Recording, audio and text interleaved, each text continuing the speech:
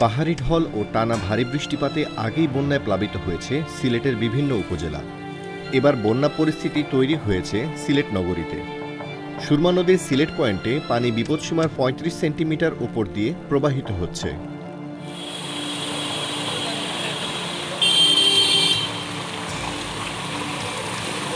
পানি আপনার ঈদের দিন রাত্রে যে মেঘটা দিচ্ছে রানি, ওই ঈদের দিন রাত্রে মেঘটার মাঝে পানি সকালে উঠছে অল্প, এর পরের দিন উঠছে তাও অল্প।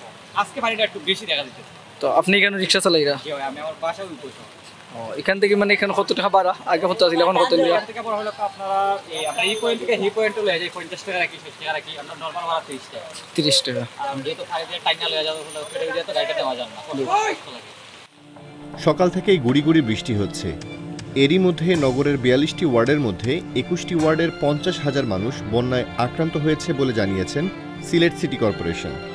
তবে সবচেয়ে বেশি প্লাবিত হয়েছে নগরীর উপশহর তালতলা ও সোভানীঘাট এলাকা। এই ব্লক আমার বাসা, এই ব্লক আপনার মোটামুটি আমার ঘর আছে কোমর পানি। আর এই বাজু থেকে আমি আইসি ময়নামিয়ার টিল্লাত আছে আপনার আটু পানি।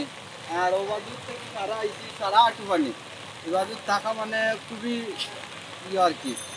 খালি কি তো পানি উঠছে না, আগেও পানি সব উঠছে? আগেও পানি, এটা তো আগে আপনার ২২-এর বন্যার পানি। এরপরে ঈদের দিন সকালে পানি, ঈদের দিন থেকে আপনারা মানে পানি আমরা পাইয়া আইলাম। আর আজকে ঈদের দিন তো আপনার পানি উঠছে, তারা আবার নামি গেছে। সকালে উঠছে, বিকালে নামি গেছে। আর গেছে কালকে আগতনে আপনার পানি যে উঠছে, এখনো নামার কোনো অবস্থা নেই। পানি বরঞ্চ আরো বাড়ে। কালকে আসছিল আটু পানি, আজকে গেছে কি আপনার কোমর পানি। পানি উন্নয়ন বোর্ড জানিয়েছে সিলেটের ৩টি নদীর ৬টি পয়েন্ট দিয়ে পানি বিপদসীমার উপর দিয়ে প্রবাহিত হচ্ছে। এর মধ্যে সুরমা নদীর সিলেট পয়েন্টে বিপদসীমার ৩৫ সেন্টিমিটার উপর দিয়ে প্রবাহিত হচ্ছে।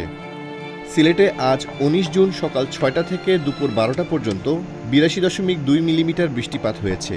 জেলা প্রশাসন সূত্র জানিয়েছে এর মাঝে ২,৮০০ জন মানুষ আশ্রয়কেন্দ্রে আশ্রয় নিয়েছেন। ৮০টি আশ্রয়কেন্দ্র প্রস্তুত রয়েছে। এখানে কত মানে? আর গাড়ি কিন্তু আগে চলছিল নি, মানে পানি বেশি দেখায় কই দিতে আসছিল আপনার? ১৪ জুন থেকে শুরু হওয়া টানা বৃষ্টি ও পাহাড়ি ঢলের শুরুতে বন্যায় প্লাবিত হয় গোয়াইনঘাট, কোম্পানিগঞ্জ, জৈন্তাপুর ও কানাইঘাট উপজেলা।